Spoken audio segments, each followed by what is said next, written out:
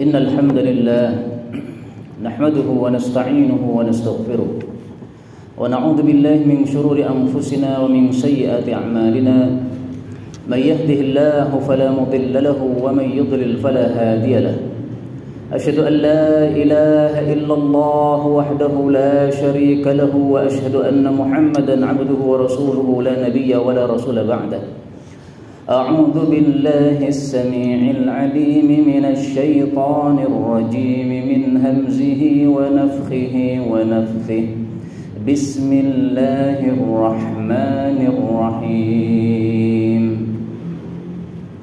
يا أيها الذين آمنوا كتب عليكم الصيام كما كتب على الذين من قبلكم لعلكم تتقون أما بعد kaum muslimin rahimani wa rahimakumullah, marilah kita bertakwa kepada Allah Subhanahu wa taala, yaitu dengan melakukan perintah-perintah Allah dan dengan meninggalkan larangan-larangan Allah Subhanahu wa taala. Karena dengan takwa kepada Allah lah kita akan dimuliakan oleh Allah Subhanahu wa taala. Inna akramakum indallahi atqakum. Sungguh yang paling mulia di antara kalian adalah yang paling takwa kepada Allah Subhanahu wa taala. Kaum muslimin rahimani wa rahimakumullah, sekitar setengah bulan lagi kita akan bertemu dengan tamu mulia bulan Ramadan. Allah Subhanahu wa taala mengatakan kutiba alaikumus syiyam, diwajibkan bagi kalian puasa, yaitu puasa bulan Ramadan. Dan puasa Ramadan kita tidak mungkin sempurna. Kita melakukan amalan-amalan apapun karena kelemahan-kelemahan kita, maka selalunya kita melakukan tidak sempurna. Salat tidak sempurna khusyuknya, membaca Al-Quran tidak sempurna tadabburnya, puasa Ramadan juga tidak sempurna, tahajudnya juga kurang sempurna. Karena itulah di dalam Islam disyariatkan kita untuk melakukan amalan-amalan sunnah. Maka sebelum ada puasa Ramadan, disunnahkan pada 1 bulan sebelumnya, yaitu pada bulan Sya'ban ini, untuk kita melakukan puasa-puasa sunnah. Kana Rasulullah sallallahu alaihi wasallam yukthiru siyama Sya'ban. Adalah kebiasaan Nabi sallallahu alaihi wasallam berpuasa sunnah, memperbanyak puasa sunnah di bulan Sya'ban. Dan Rasul sallallahu alaihi wasallam ditanya, "Ya Rasulullah, kenapa engkau banyak puasa di bulan Sya'ban?" Maka beliau mengatakan, "Taghfulun nasu anhu." Bulan Sya'ban adalah bulan yang dilupakan oleh banyak orang. Sementara amalan-amalan hamba dinaikkan kepada Allah Subhanahu wa taala pada bulan Sya'ban ini. Maka saya suka bahwa ketika amal saya dinaikkan kepada Allah dalam kondisi saya sedang berpuasa. Demikian jawaban Rasul sallallahu alaihi wasallam, diriwayatkan oleh Baihaqi dalam Syu'abul Iman, derajat hadisnya sahih. Karena itu kaum muslimin rahimani wa rahimakumullah, sebisa mungkin pada bulan Sya'ban ini kita melakukan puasa sunnah, meskipun hanya 1 hari sajalah. Kalau Rasul sallallahu alaihi wasallam hampir 1 bulan Sya'ban selalu puasa sunnah. Tetapi kalau kita tidak mampu seperti Rasul sallallahu alaihi wasallam, maka seandainya puasa Senin Kamis saja pada bulan Sya'ban ini sudah cukup bagus. Seandainya puasa 3 hari saja, yaitu Ayyamul Bid pada bulan Sya'ban ini sudah cukup bagus. Bahkan 1 hari saja puasa sunnah di bulan Sya'ban ini juga sudah lumayan daripada tidak puasa sama sekali. Kaum muslimin rahimani wa rahimakumullah, puasa sunnah fungsinya untuk melengkapi kekurangan-kekurangan yang ada pada puasa wajib. Maka sebelum puasa Ramadan kita disunahkan puasa sunnah, yaitu puasa sunnah Sya'ban. Nanti selesai Ramadan kita disunahkan lagi puasa 6 hari di bulan Syawal. Ini seperti salat sunnah qabliyah dan ba'diyah. Sebelum zuhur kita salat sunnah 2 rakaat qabliyah atau 4 rakaat. Setelah zuhur kita sunnah ba'diyah 2 rakaat atau 4 rakaat. Ini semuanya fungsinya untuk menambal kekurangan-kekurangan pada amal-amal wajib kita. Karena itu kaum muslimin rahimani wa rahimakumullah, sebelum 2 hari akhir Sya'ban, maka marilah kita ambil kesempatan untuk puasa sunnah meskipun 1 hari saja di bulan Sya'ban ini, sebagai niatannya untuk mengikuti sunnah baginda Rasulullah sallallahu alaihi wasallam. Adapun kalau sudah 2 hari terakhir di bulan Sya'ban, maka sudah tidak boleh puasa sunnah lagi. Rasul bersabda, la taqaddamu yaum ramadhana bi shaumi yaumin wala yaumain. Jangan mendahului puasa Ramadan dengan puasa 1 hari atau puasa 2 hari sebelumnya. Maka tanggal 29 Sya'ban dan 30 Sya'ban sudah tidak boleh puasa sunnah lagi.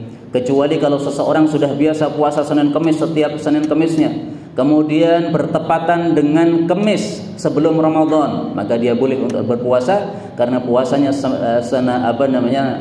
puasanya hanya semata-mata karena melakukan puasa Senin Kemis yang sudah biasa dia lakukan.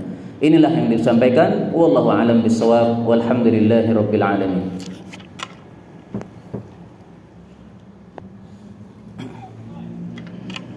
Alhamdulillahi wa kafa. Wassalatu wassalamu ala nabiyil mustafa. Asyhadu an la ilaha illallah wa anna Muhammadan abduhu wa rasuluh. Amma ba'du, ayyuhan nas, kaum muslimin rahimani wa rahimakumullah. Selain disunahkan untuk berpuasa pada bulan Sya'ban ini, maka marilah kita memperbanyak tilawah Al-Quran pada bulan Sya'ban ini. Para ulama mengatakan, kana yuqal, dulu disampaikan, Syahrul Sya'ban, Syahrul Qurra, bahwasanya bulan Sya'ban adalah bulannya orang-orang membaca Al-Quran. Sebagian ulama ketika sudah masuk bulan Sya'ban, maka dia menutup warungnya, kemudian dia fokus untuk tilawah Al-Quran. Karena itu kalau sudah biasanya kita membaca Al-Quran 1 hari 1 halaman, maka marilah di bulan Sya'ban ini kita tambah 1 hari bisa 1 juz atau sesuai dengan kemampuan. Apabila sudah biasa kita membaca Al-Quran 1 hari 1 juz, maka marilah di bulan Sya'ban ini kita tambah lagi 1 hari 2 juz atau sesuai dengan kemampuan. Rasulullah sallallahu alaihi wasallam bersabda, "Man qara'a harfan min kitabillah falahu bihi hasanah." Barang siapa yang membaca 1 huruf Al-Quran, dia mendapatkan 1 kebaikan, dan 1 kebaikan dilipat gandakan oleh Allah Subhanahu wa taala menjadi 10 kali lipatnya.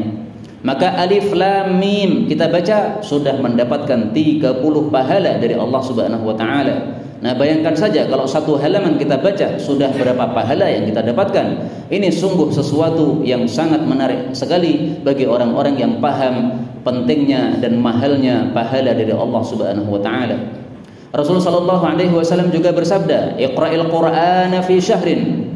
Katamkanlah Al-Qur'an dalam 1 bulan.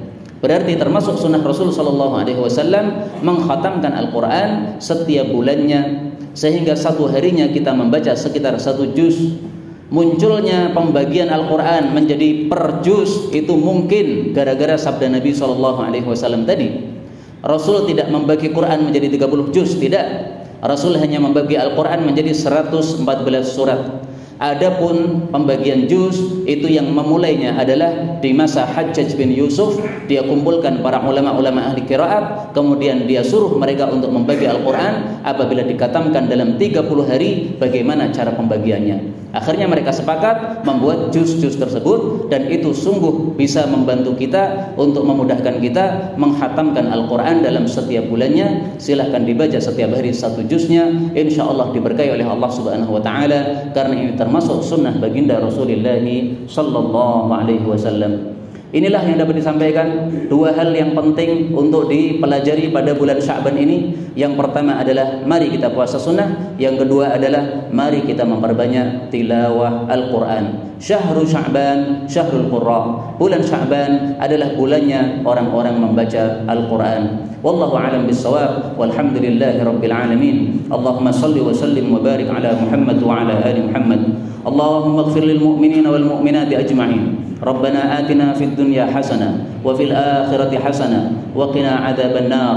اللهم انصر من نصر الدين وخذل من خذل المسلمين وانصر المستضعفين من المؤمنين وأيدنا وأيدهم بروح منك يا أرحم الراحمين. اللهم يسر لنا حجا مبرورا. اللهم يسر لنا عمرة رمضان.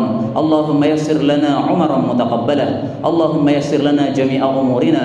اللهم يسر لنا جميع أمورنا. اللهم يسر لنا جميع أمورنا، فإنه لا حول ولا قوة إلا بك يا أرحم الراحمين. اللهم إنا نسألك الخير كله ونعوذ بك من الشر كله. وصلى الله وسلم وبارك على النبي محمد والحمد لله رب العالمين.